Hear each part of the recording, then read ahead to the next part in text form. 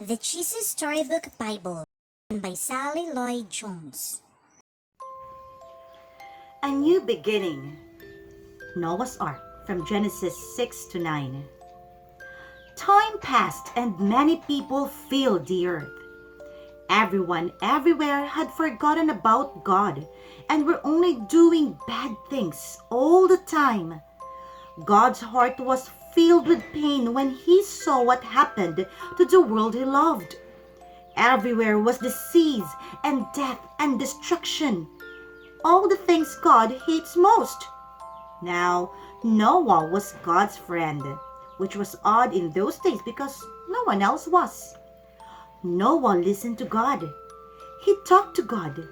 He just loved being with God, like you do with your best friend. Noah, God said, things have gone wrong. People have filled my world with hate instead of love. They are destroying themselves and each other and my world. I must stop them.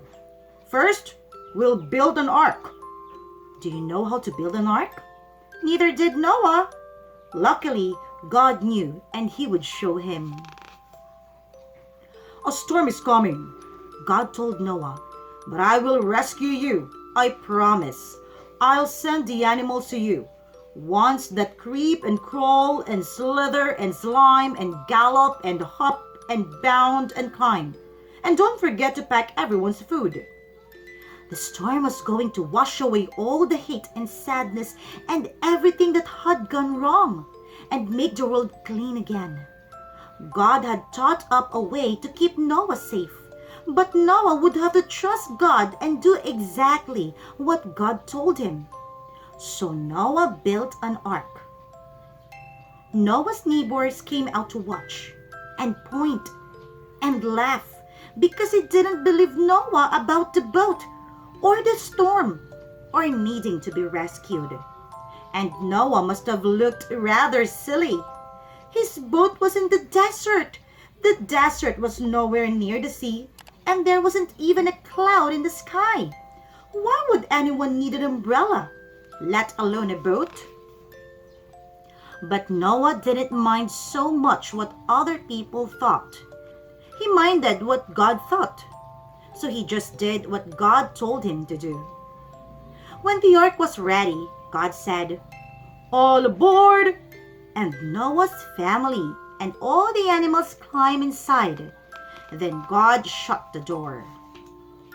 And it started raining for minutes that joined up into hours, that joined up into days, that joined up into weeks and weeks. And the rain joined up into puddles, that joined up into rivers, that joined up into lakes, that joined up into a flood that covered the whole world. Their boat that had once seemed so big suddenly seemed very small. But in the middle of the huge storm, in the crashing waves, in all the thunder and lightning, through it all, God was with them. And God kept them safe for 40 long days and 40 long nights. Finally, the rain stopped. The sun came out and Noah threw open all the windows. Hooray! Everyone shouted. Noah sent his dove out to explore, and it wasn't long before she brought him back a fresh olive leaf. Everyone knew exactly what that meant. She had found a tree and land. The water was going down. At last, the boat landed quite suddenly on top of a great mountain. As soon as it was safe, God said, "Out you come!" And so they did, everyone skipping and dancing onto dry land. The first thing that Noah did was to thank God for rescuing them, just as he had promised. And the first thing God did was make another promise. "I won't ever destroy the world again." And like a warrior who puts away his bow and the arrow at the end of the great battle, God said, "See, I have hung up my bow in the clouds." And there in the clouds, just where the storm meets the sun, was a beautiful bow made of light. It was a new beginning in God's world. It wasn't long before everything went wrong again, but God wasn't surprised. He knew this would happen. That's why, before the beginning of time, He had another plan, a better plan. A plan not to destroy the world, but to rescue it. A plan to one day send His own Son, the rescuer. God's strong anger against hate and sadness and death would come down once more, but not on His people or His world. No, God's war bow was not pointing down at His people.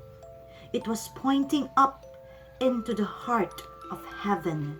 Live, love, and learn.